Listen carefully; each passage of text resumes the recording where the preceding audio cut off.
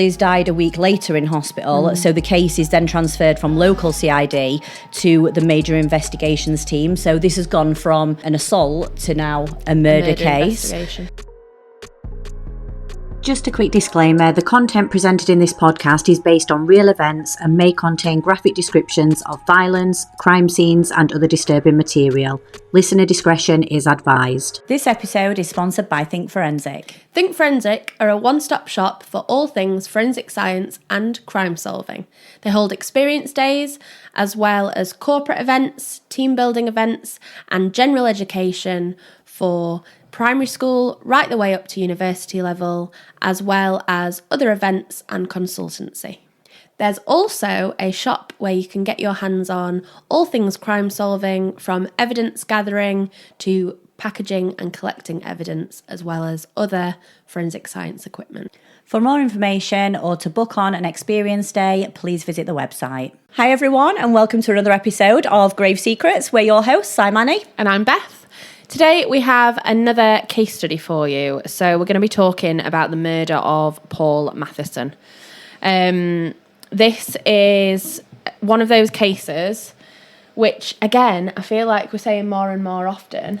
Wrong place, wrong time. Yeah. Yeah, I was going to say that. And then I thought, we just say that in loads of cases.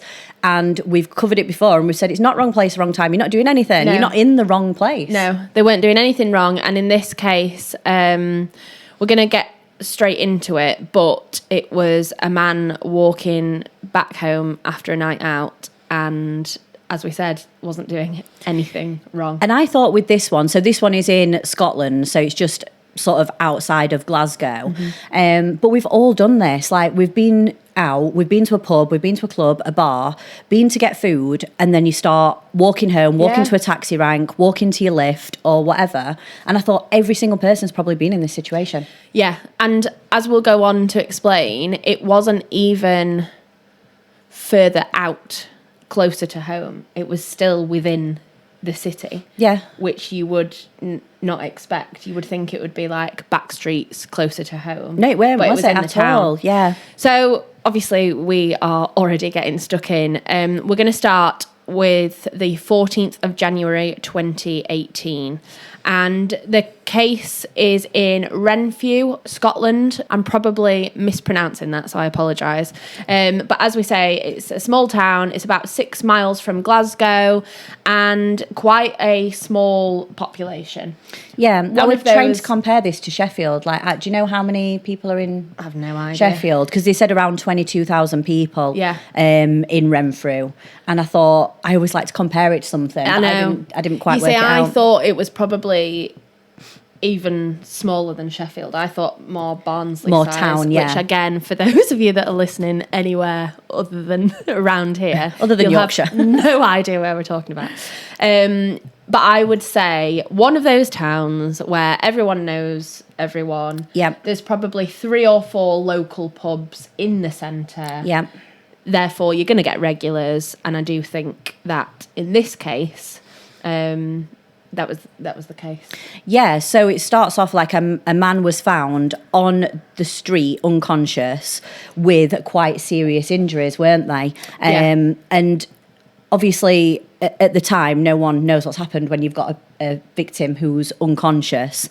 But he was actually taken to hospital, but not until 40 minutes later. So he was laid on the street, sort of within public view, but we've got to think if it's after a night out, it's sort of early hours, either really late or early hours of the morning. Yeah. So there wouldn't have been many people around. No. But he was laid on the street unconscious for 40 minutes. It's just horrendous, isn't it? It's also the last thing that you would expect if you were on a night out to come across. You're not looking for it, are you? No. Yeah, you're not. And I think when we go into the CCTV evidence and stuff like that, it will become a bit clearer on why probably no one no one saw him. But it was a member of the public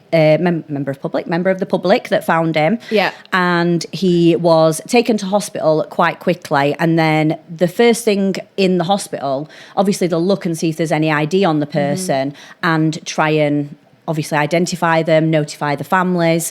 But in this case, it was a little bit different, wasn't it? Yeah, and again, one of those where maybe this happens more often than you hear about, but straight away, a couple of the nurses or the staff on duty in A&E actually recognised that it was one of their colleagues' brothers. So the victim in this case is Paul Mathieson, and it was Paul's sister that was an A&E nurse. She actually wasn't on shift that night, but she should have been.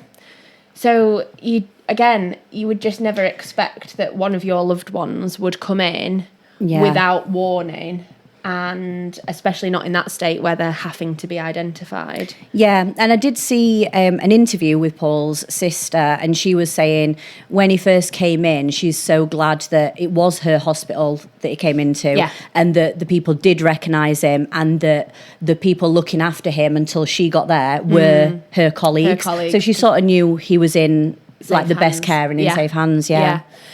So Paul is then being cared for in hospital and spends a week fighting for his life at that point.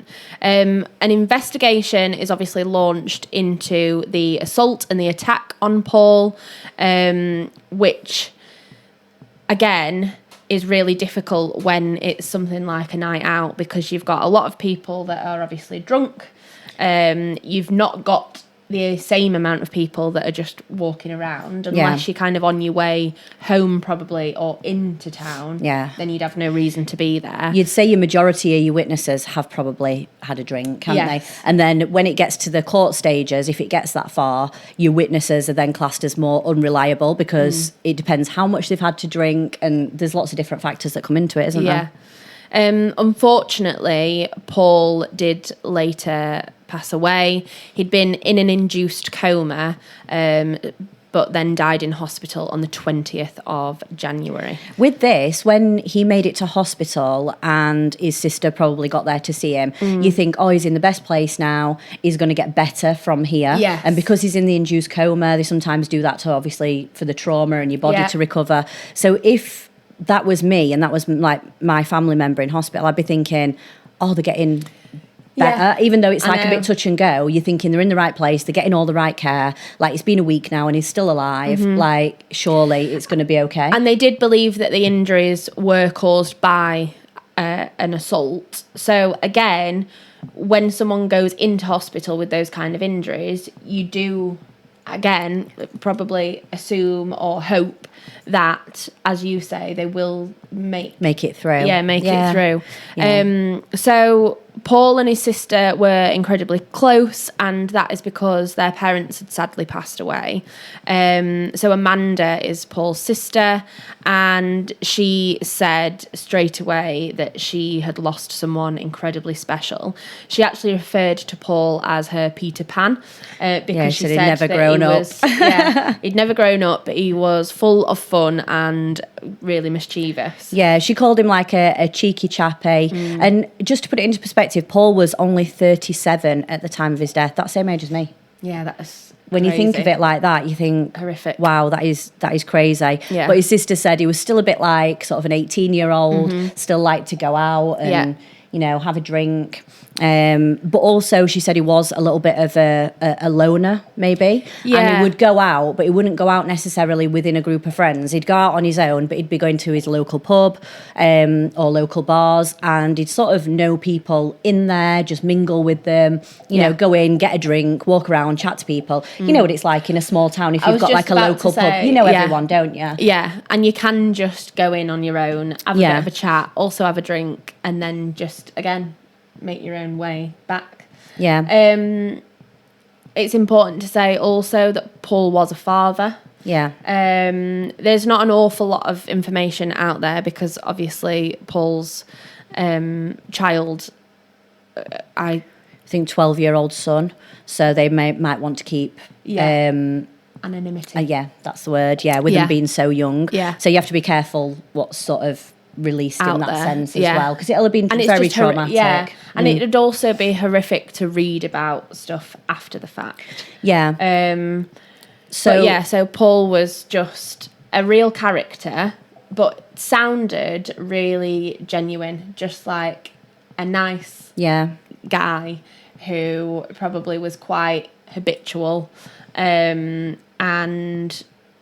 from a relatively small town, but just a good local guy. Yeah.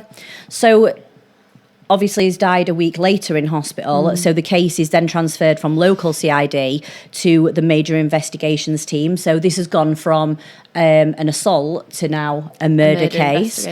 So we're now starting 7 days after the attack. So in this case, we did speak a little bit about it at the beginning, but the CCTV evidence is crucial. Yeah. So we know that we know the area that he was in was covered by CCTV. The bar where he was, or the pub, was covered by CCTV. Yeah. So the police start gathering all these bits sort of together and try and piece together Paul's last sightings. Yeah. And in a lot of these cases, they'll find out where Paul was and work it backwards yeah. to then see what's happened, what led up to it. And you never know in these cases, when it's been something like an assault, if something has happened previously and then it's sort of they've bumped into each other at the end of the night and then it's escalated outside the premises. Yeah. So there's so many sort of things that need to be checked. You don't even know at that stage whether or not it was kind of an agreed upon, we've heard many a time about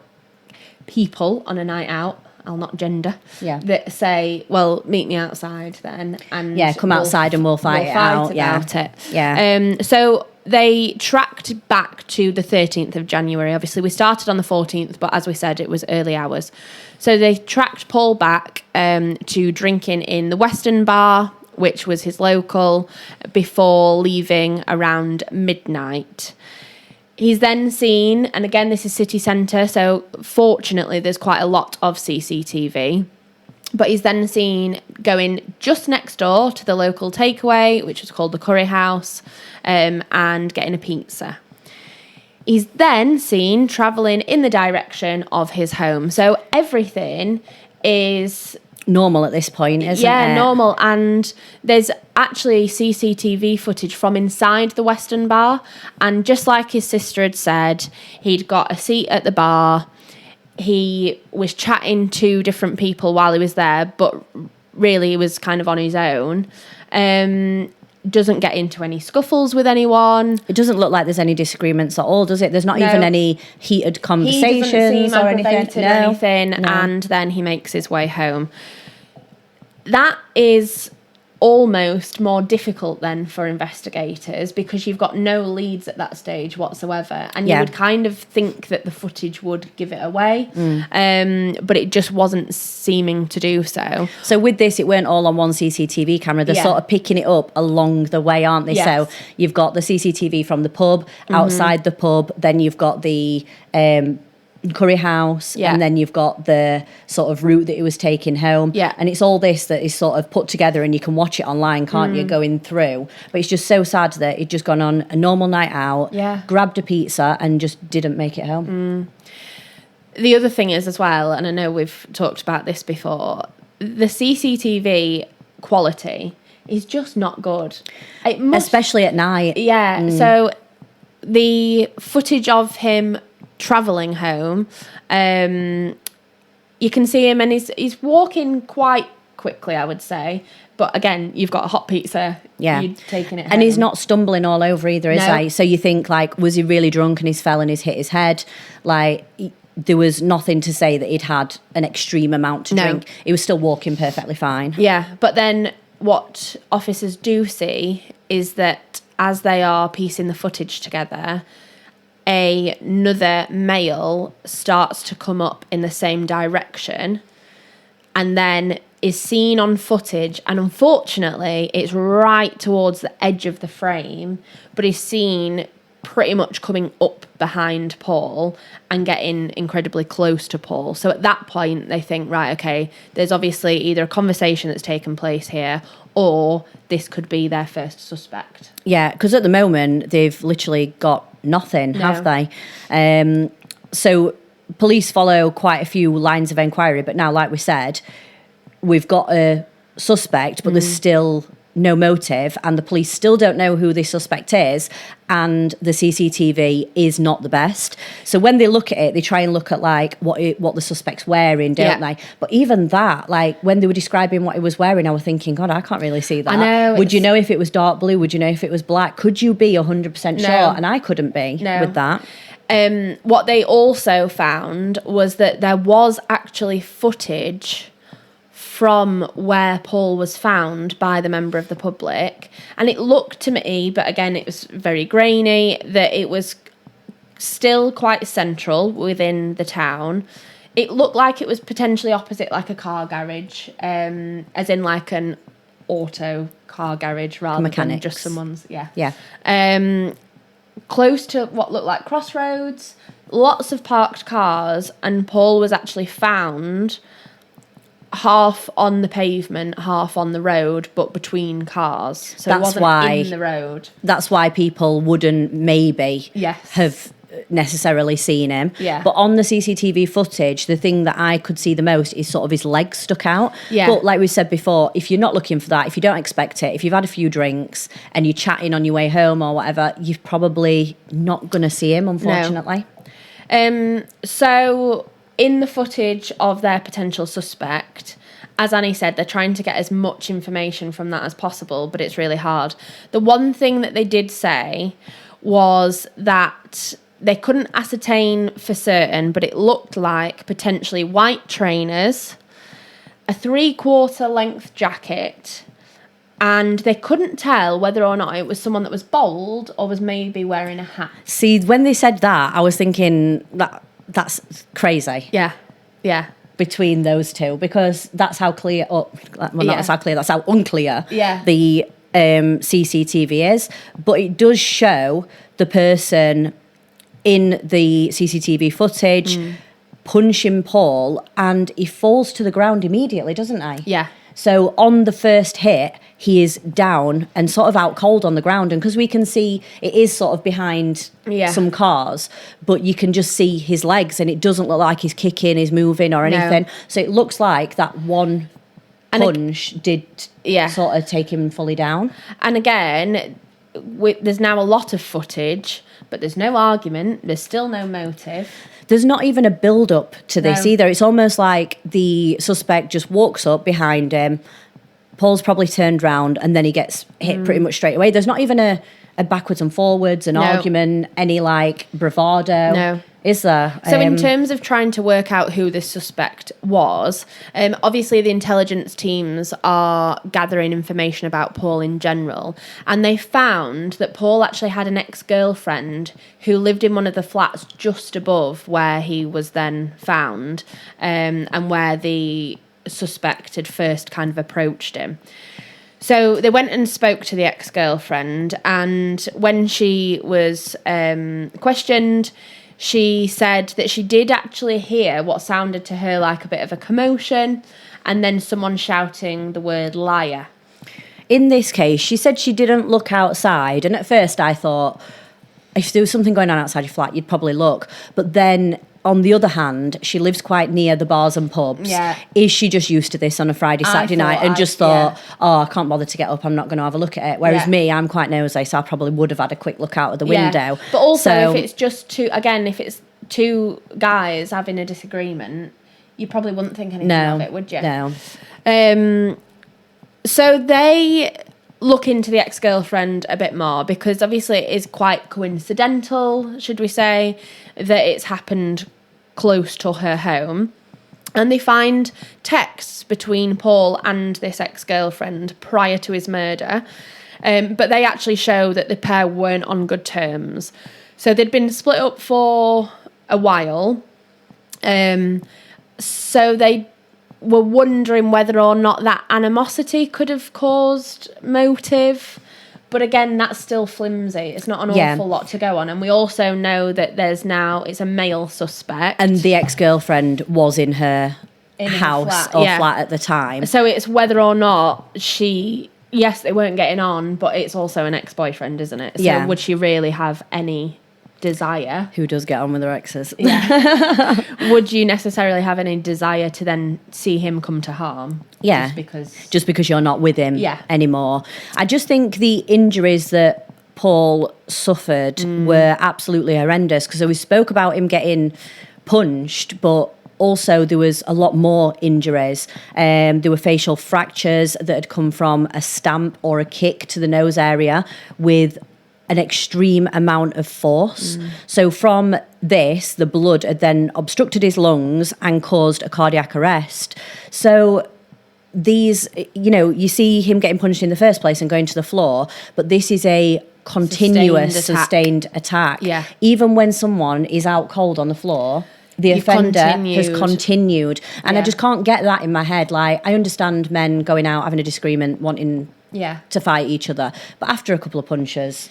and I also thought, for me, that kind of ruled out in my mind that it was a robbery or anything. Yeah. Because if it was something like a robbery, then, again, your one punch... It was clear that Paul was then unconscious. Yep. You'd grab the stuff and run. Grab the stuff and go. Yep. But again, it seemed like there was real anger towards Paul. Yeah. But there's just no reason for it at all. A little bit more personal, that, isn't it? Yeah. And when the post-mortem was carried out, the cause of death was blunt force trauma to the head and the neck area. Yeah.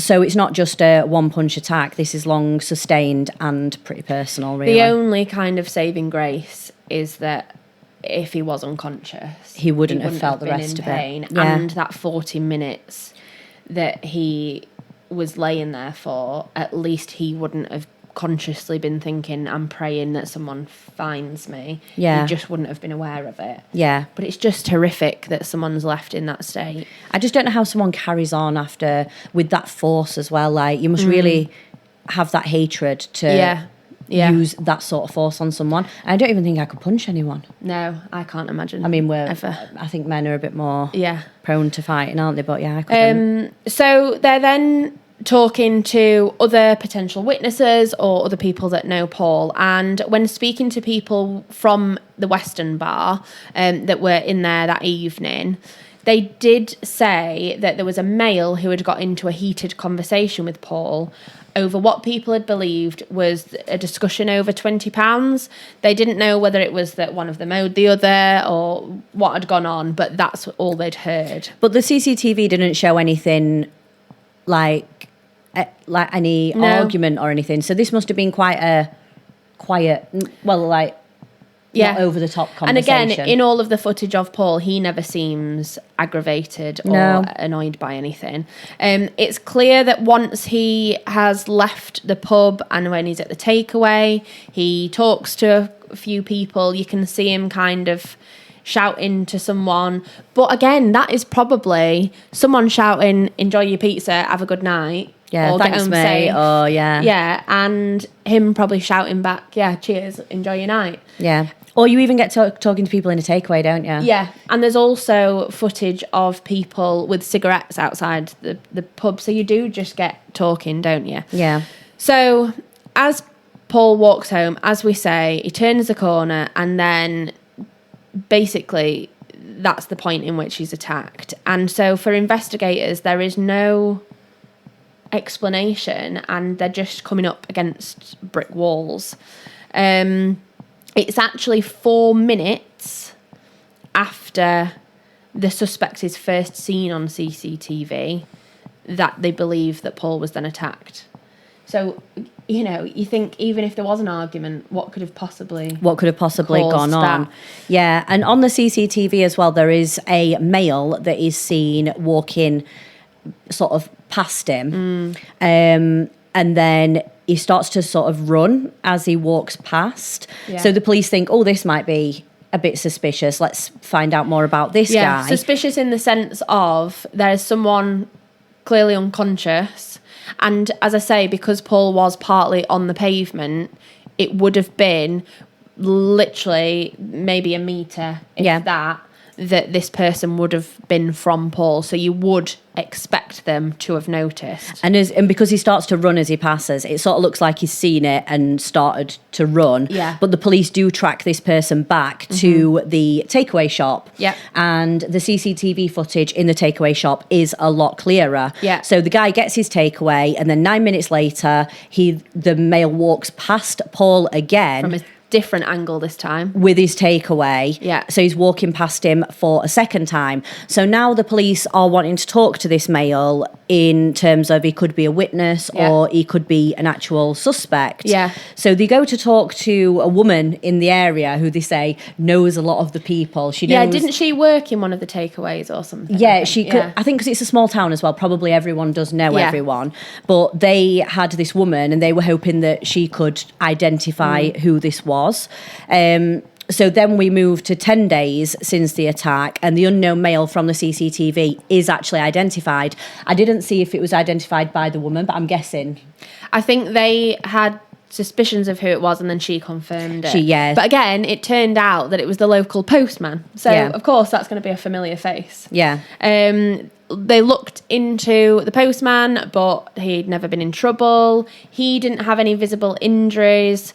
So he was quite quickly ruled out of the inquiry. And they unfortunately believed that the likelihood was if he'd have had a drink, he'd have just not noticed. Not seen him. He was just on his way to the takeaway, weren't they? Yeah. And then walking back. Again, it's such a shame because had he have seen him, then you kind of think, could Paul have been saved? See, that's what I thought. The postman must have been felt so guilty afterwards, thinking, God, if I'd have just seen him, would this have been a different situation? But when you hear what the post-mortem results were, the likelihood is that, unfortunately, I don't think he would have survived it. Yeah. Yeah. So it's really hard in terms of the investigation. There's a lot of footage and yet there's still no leads. In the Scottish Police, they refer to TIEs, so ties, and they are people in the area when the offence occurred with common characteristics of a suspect or potential offender. And each of those people obviously need to be identified, they need to be tracked down and then ruled out. In this case, I feel like they had quite a lot of these TIEs, didn't they? Yeah, 13 they had. So to say it's such a small place, these people had got characteristics of, like with same characteristics of the offender. But again, it's a very vague set of characteristics. Yeah, do you think they're looking at people like in the area who are known to the police with a criminal record for maybe fighting or things probably like that as well? Yeah.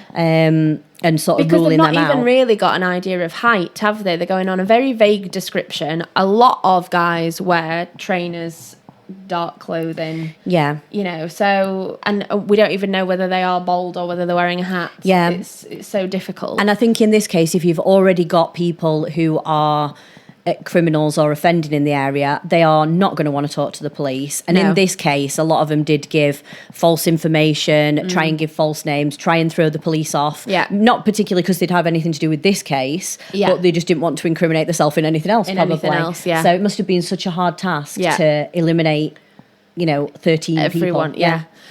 So we're now 3 weeks into the investigation and they decide to hold a press conference for people to come forward because they're not getting anywhere with the people that they are speaking to. Amanda actually gives a statement at this press conference. It's so horrible. You just for her. can't She's still imagine. grieving, and then she's up there. It must be so surreal as well to be talking about your brother 3 weeks later. 3 weeks later, and asking people for information. So she said, Paul was your average young man, but he was special to us. He was a brother, a nephew, an uncle, and more importantly, Paul was a father. And his murder has left a 12-year-old boy without a dad. We are devastated by what has happened. No one ever thinks that this will happen to them, and we thought that too. We're still desperately trying to make sense of it. And you would be, and even more so, because there is just no explanation and no reason for this attack. Yeah, but then we're saying how hard the press conference and stuff must have been for Amanda, but it did actually lead to finding a witness who was working as a bouncer at a venue nearby. And again, so brave of her anyway, but to then get a lead out of it from is incredible. I think it makes it worthwhile for her, doesn't it, to think we got a lead out of this. So obviously as a doorman, he's working outside. So he did actually see two individuals arguing outside what they said was the funeral parlour, which I think was sort of an in-between. He said that the men who were arguing, one of them had a distinct mark on the side of his face. But then I thought, he said indentation, mark or scar. But now they have sort of got someone, not a potential suspect. Police now go back and check the pub CCTV to see if they can find this unknown male. And he does actually enter the pub at 6 o'clock. And the police think that he's wearing some sort of Nike Air Max. So with these, on the original CCTV, you could see something like reflecting on the trainers a little bit, couldn't you? Yeah, like I said, they didn't know whether they were white trainers or reflective. So it's quite difficult. But the man on the CCTV did actually have a tattoo on his face. Yes. So that would match with an indentation, not necessarily a scar, but it's in the right place for what the and it's distinctive. Yeah. It's very distinctive, isn't it? This suspect was also known to have quite a lot of bravado. He was known as an interesting character, and he was known to do mixed martial arts. The one thing that we didn't mention, when the postman's name was first brought up, they said that he was quite small and that they didn't believe that he could have caused such injuries to Paul. This suspect is known for doing martial arts and has a lot more ability, the police thought, to be capable of this sustained attack. Yeah.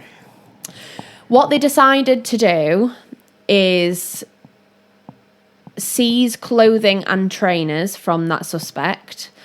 But also, in doing that, which again is an incredible bit of police work, I thought, when the clothing from the suspect was seized, they noticed that he'd got, I think it was a Moncler jacket. Yeah, padded blue jacket. Yeah, and the zip itself was actually broken. So it was the fastening that was broken. So detectives thought, okay, we don't necessarily know when that's happened, but why don't we look in the area of the attack for a broken zipper? But this is weeks after the attack as well. Anything could have happened. Car could have driven over. As it could soon have been as swept away. I heard that, I just thought, I was like, no chance. Yeah, I did as well, So a specialist team, and we've talked about search teams before, go out to comb the area.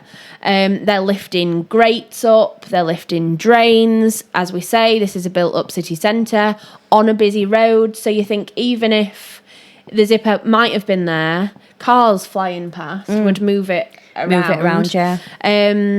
They were going in hedgerows, but there's no other forensic evidence to go off at this stage. So that would be the first clear connection between suspect and the scene of the offence. Yeah.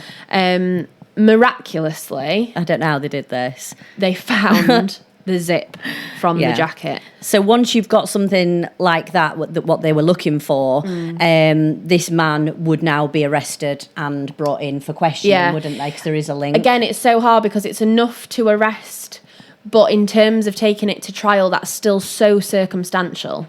Because your suspect could just say, well, yeah, I was in the area at that time, but I'd got into a fight with my mate.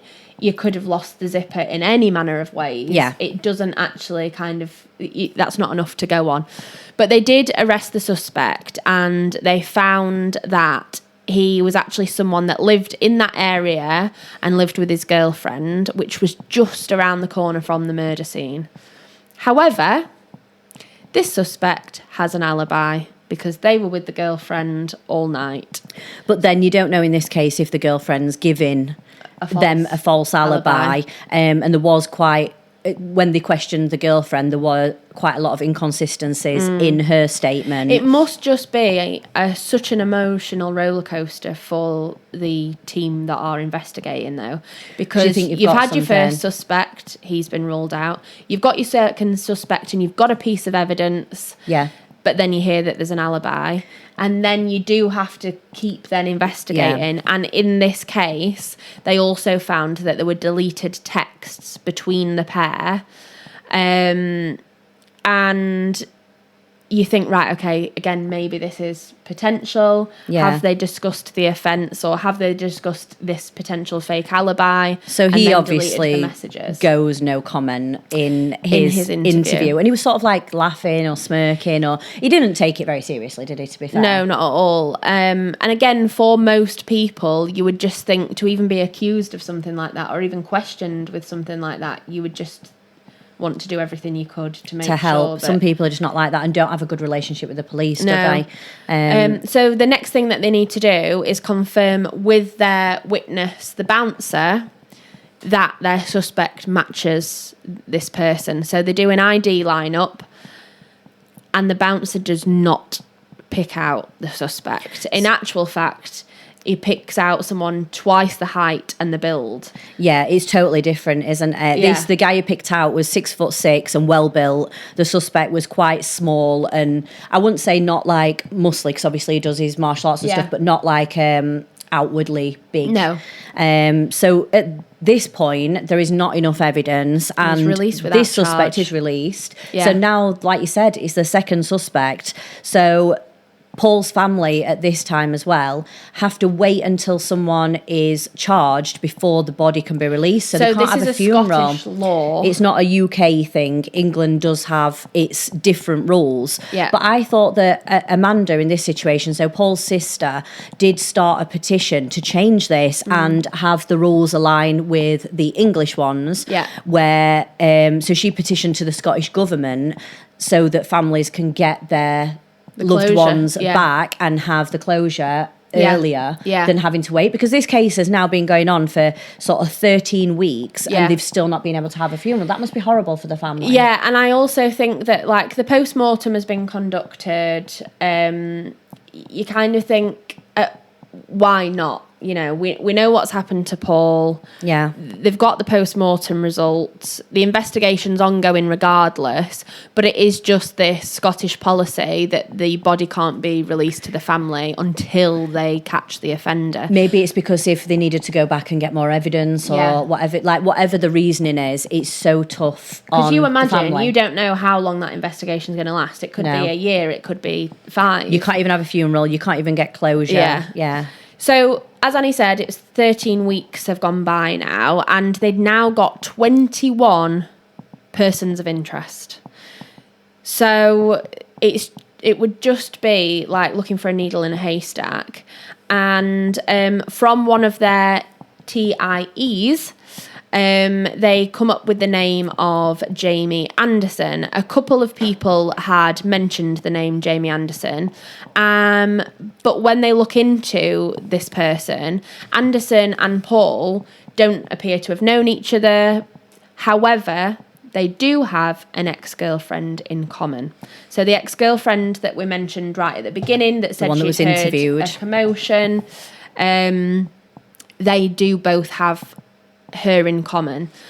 That is not a clear motive, though. It's not enough, is it? Still not enough. No. And not one of the witnesses has mentioned seeing Anderson at the scene either. No. So it's like there's nothing to place him there at the moment. So the police do cell site analysis on his mobile phone, which did in fact place him within the area. Yeah, and you but just no one had think seen him. if this case had have taken place, 20 years prior, they wouldn't have got away got with that it. breakthrough. Yeah, and I think, how did he avoid all the CCTV? Well, he was only on that a small bit of CCTV as an offender. Mm-hmm. Like, the offender had gone to great lengths to avoid a lot of the CCTV in the area.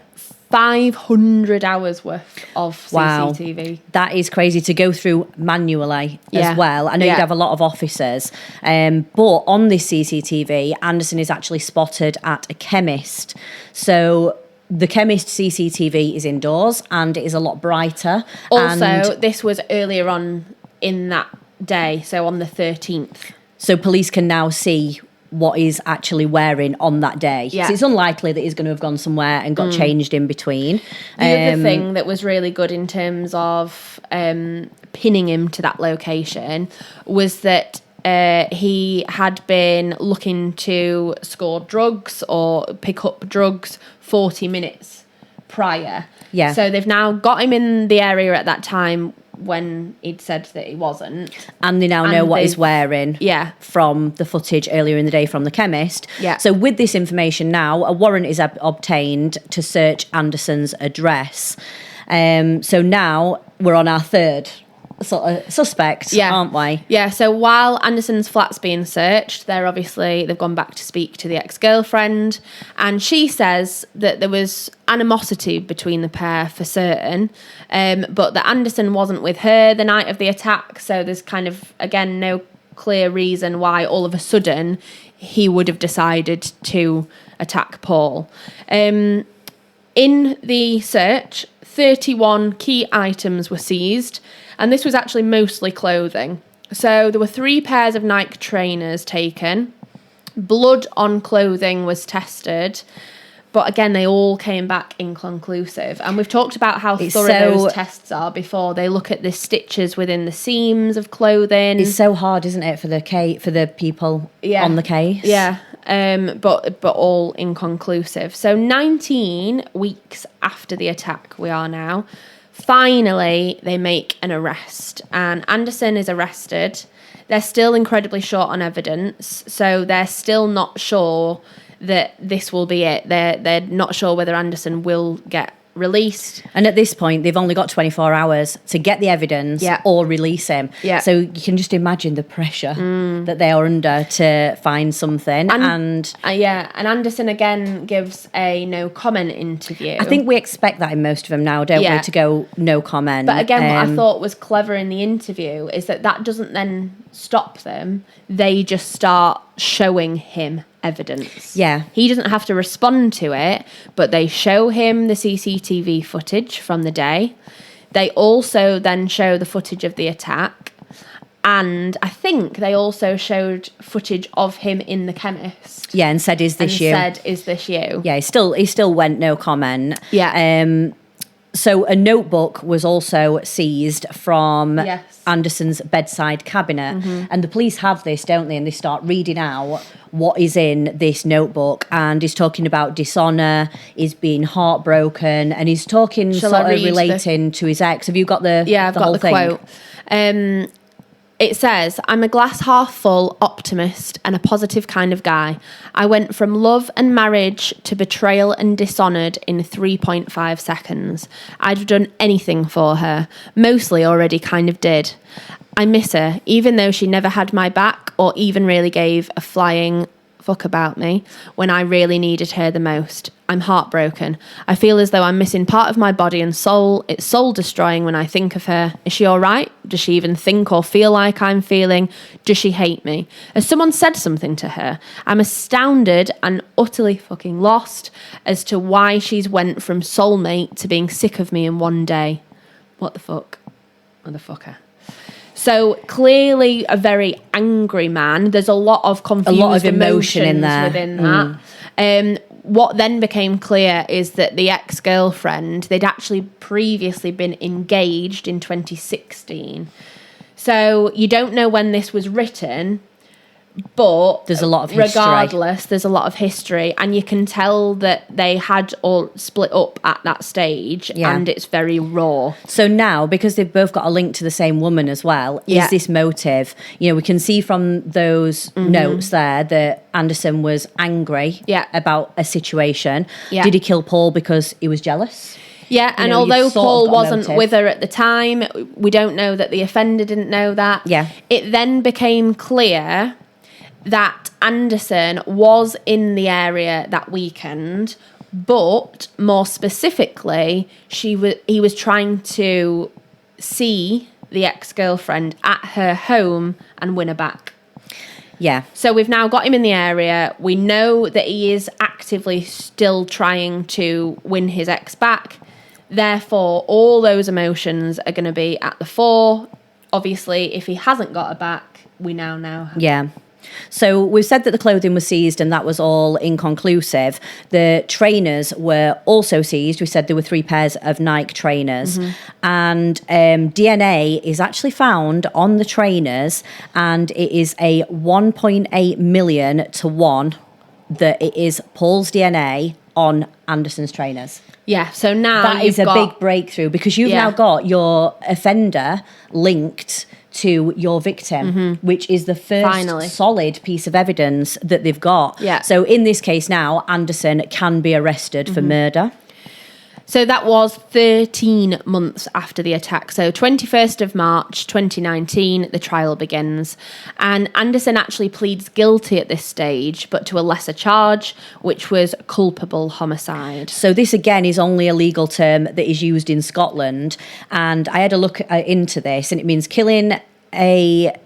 killing someone, so you're responsible for someone's death, but it doesn't meet the legal standard for murder. So in this case, the intent was questioned. Did he mean to do it? And to get the murder charge in Scotland, you need the intent. And if he only intended to hit him and hurt him, but didn't go out there intending to kill him, did this mean it were culpable homicide rather than murder? Yeah, and in the definition that I saw, it said that it wasn't premeditated, and it often involves recklessness. Yeah.